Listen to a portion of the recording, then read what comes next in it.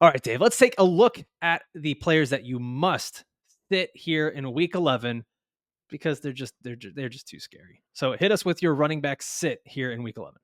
He was Matt Waldman's start last week, and we kind of got a stamp of approval among all three of us that we wanted to start Najee Harris, but he found pay dirt last week, but things change quickly. You got to start looking at matchups, got to start looking at the news. And right now, Najee Harris has a really, really difficult matchup going up against Cleveland. They're giving up the fifth fewest fantasy points to opposing running backs.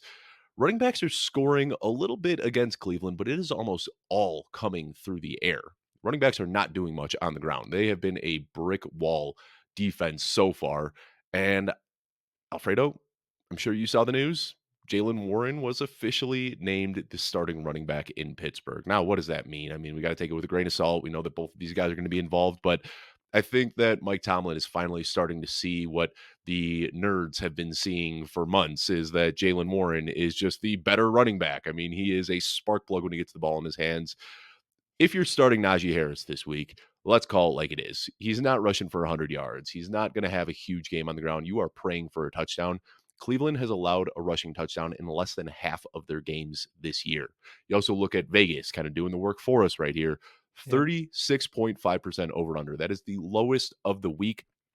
There's not going to be a lot of fantasy production going around in this game. I don't have a lot of faith in Najee Harris finding the end zone. This just looks like a game where Najee Harris is going to see 10 to 15 touches. He's going to accumulate 30 to 40 yards, probably going to be scoreless, and you are going to be looking at a dud in your fantasy lineup. So, talked about starting Devin Singletary. I'm starting him ahead of Najee Harris. I'm starting Chuba Hubbard ahead of Najee Harris. Antonio Gibson, who I think has been getting a little bit more involved in the passing game, starting him ahead of Najee Harris. And your guy, our guy, Ty Chandler against Denver, I have him easily ahead of Najee Harris this week.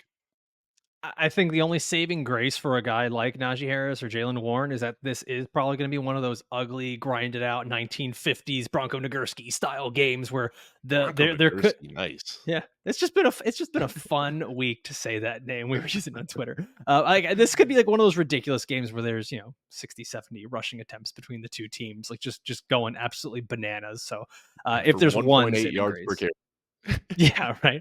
I mean, Cleveland's been really good. They've only allowed one running back to score double-digit fantasy Yeah. points over the last 3 games. That was Yep. Keaton Mitchell, who did it on Mhm. 3 carries. So, I mean, Keaton Mitchell's really good, but that's also a little fluky for him to have done it off of just 3 touches like that. So, I don't know if Najee yeah, Harris has the same juice that Keaton Mitchell does. you don't know. You're not sure. Najee Wet Jeans Harris. Oh boy, wet jeans. All I'm right. glad that's making a comeback. All right, let's Let's take a hear look about at your sit here because this is one that I agree with. And I kind of briefly mentioned his name earlier in the show. yeah, I'm sitting Isiah Pacheco going up Mhm. against the Philadelphia Eagles. And listen, I know he was better for you earlier on in the season, but it's been tough. Less than 7 fantasy points in each of his last 2 games. It just hasn't been smooth sailing for Isiah Pacheco. And that's in matchups where we thought that, okay, these should be high scoring games. These should be easy opponents, talking about the Miami Dolphins or Denver Broncos. And it just hasn't really happened for him. Now he's going up against the number 1 defense against fantasy running backs. That's the Philadelphia Eagles. They have not allowed a running back to run for more than 59 yards. I don't know if you're doing the math over there, David. That's only 5.9 fantasy points. So Wow. yeah, I Good. don't really have. You're much better with numbers than I am. Nice I job. can math. I didn't even do that with a calculator. So yeah, watch out. But they've only allowed 2 touchdowns to running backs all season. So there's Mhm. not a ton of upside here. What you're maybe hoping for is that he's going to get some receiving game usage. And coming out of the bye week, I think that we might see some more wrinkles here with the Kansas City Chiefs and using some of these other guys in the backfield, like a Jerick McKinnon. Dare I say, Clyde Edwards-Helaire it might get a touch or 2. We saw a little bit of LaMichael Pirine as well. I know that was a little bit due to injuries and CEH being out last week, but this is just a tough matchup, and I don't know that I want any part of it. The Philadelphia Eagles have allowed just 3 running backs to score double-digit fantasy points this season. 3. I don't want to bet that Isiah Pacheco is going to be the 4th one here, especially if he's not going to get that receiving work. You kind of have to hope he falls into the end zone here. So I'm comfortable sitting him. I've got him outside of my top 24 running backs this week. The only thing I'll push back on, first of all, I agree that Isaiah Pacheco is a sit. Like I said, I've got Ty Chandler ahead of him, Devin Singletary, a lot of the guys we've talked about so far. He has been involved in the passing game this year, and I think He that's something has, that a lot of he people. has, He has not twice as many enough. targets this year. At the halfway point of the season, he has twice as many targets as he had all of last year. And, Jerick McKinnon, I think they've tried to get him involved a little bit. I think a lot of people are waiting for that switch to happen where it's just like, all right, now it's Jerick McKinnon season. But I think Isaiah Pacheco has evolved his game a little bit. He's a better pass blocker and a better pass catcher. And Jerick McKinnon hasn't looked like the Jerick McKinnon of last year, 31 years old now. So, um, getting a little narrative here, and I'm totally Snapshare okay did with go that. down.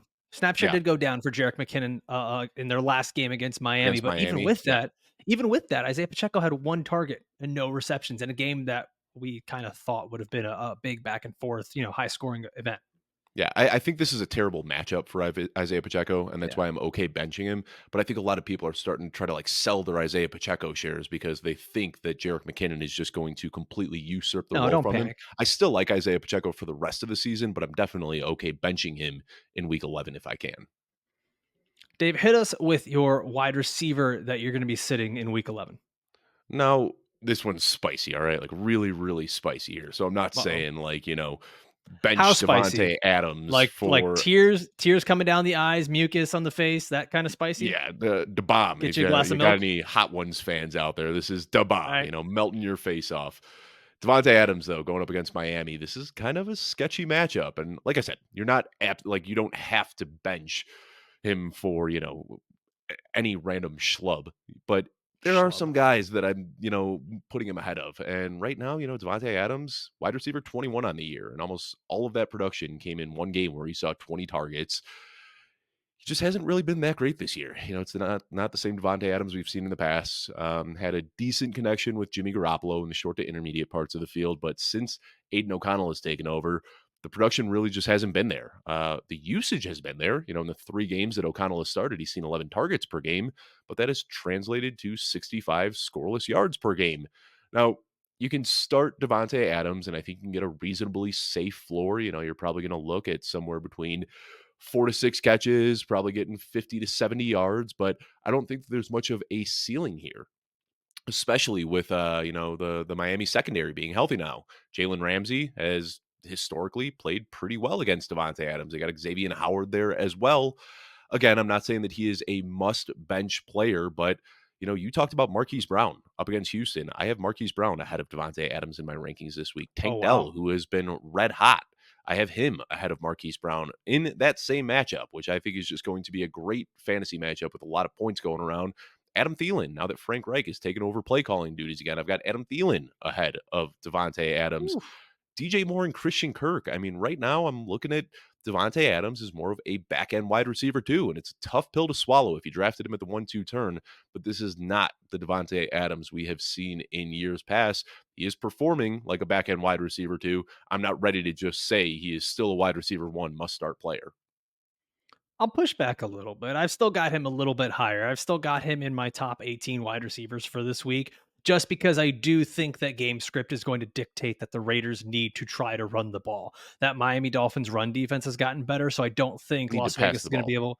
Yeah, excuse me. Yes, pass the ball. But that Dolphins run defense has gotten better, so I don't think the Raiders are going to be able to control this game by just running with Josh Jacobs. They're going to have to try to pass.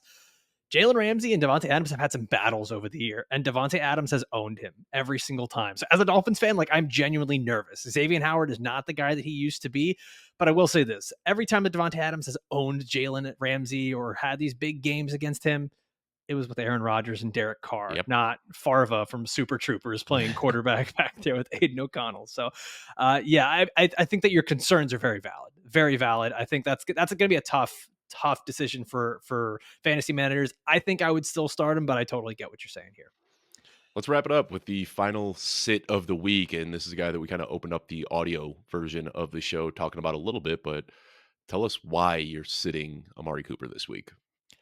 I mean, everything that we talked about with this Cleveland Browns quarterback situation, I think we might see 2 quarterbacks in this game alone, going up against the Pittsburgh Steelers, who I know that this was a secondary that would be normally saying, okay, these receivers are all startable against the Pittsburgh Steelers. But the thing is, I just think this pass rush is going to be getting to the quarterback. I think it's going to be frazzling the quarterback. I think that we have a shot at seeing a 2 interception game from Dorian Thompson Robinson before halftime. PJ Walker comes in and maybe can salvage some of that. But like we talked about, this is the lowest implied point total of the week from Vegas. And listen, there's plenty of experts over in Vegas that are a lot smarter than us. And when they tell you this is the lowest scoring game of the week, I'm going to listen at just 32.5.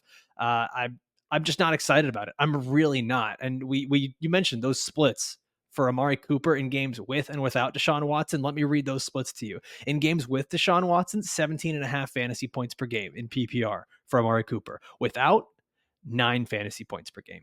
That's not a guy that you're starting with in the top 36 wide receivers if he's hitting 9 fantasy points per game. Especially, I mean, he's a guy that, listen, he's super talented. He could always pop off for a big 50-yard catch for a touchdown, right? Just breaks free and gets open.